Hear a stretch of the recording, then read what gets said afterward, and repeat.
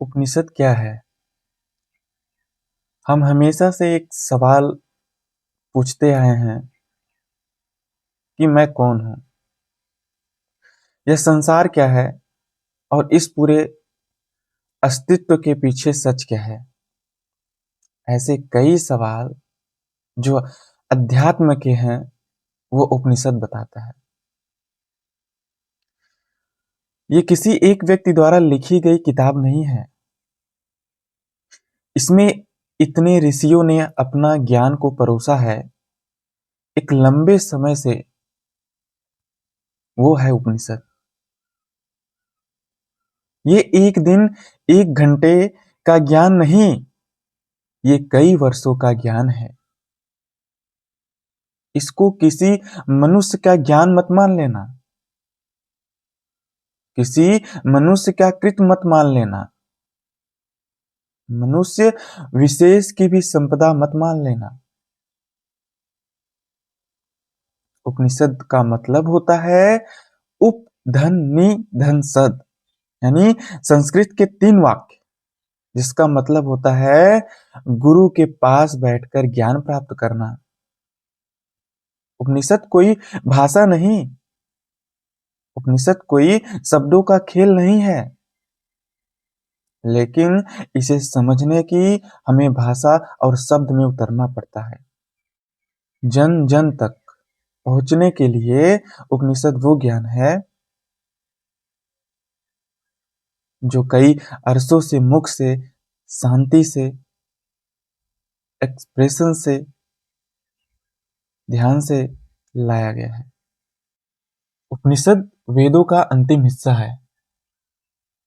सबसे पुराना वेद ऋग्वेद।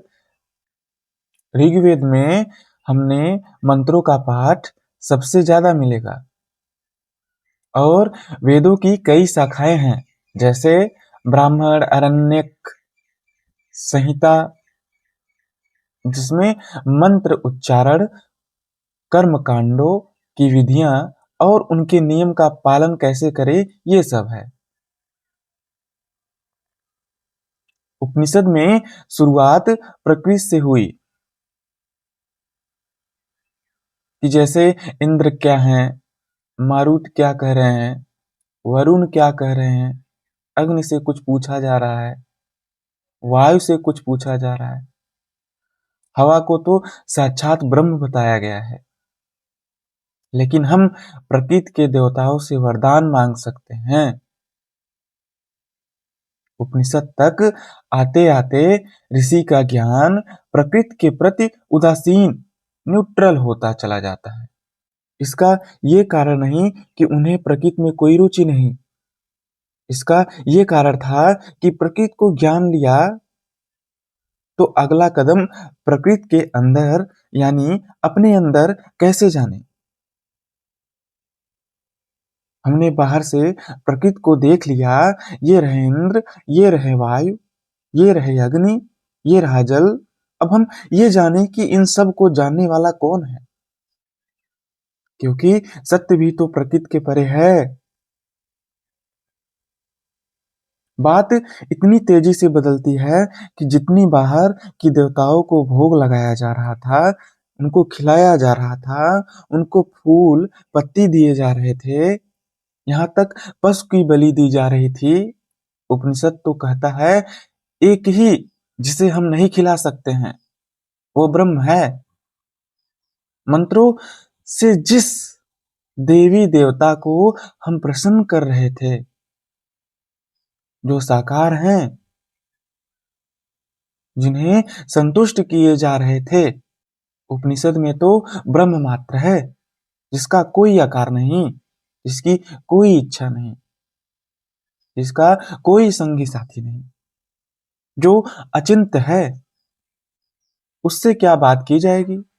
और बड़ी मजे की बात यह है कि जिसे हम श्रेष्ठ यानी ब्रह्म कहते हैं, वो वेदों का हिस्सा है।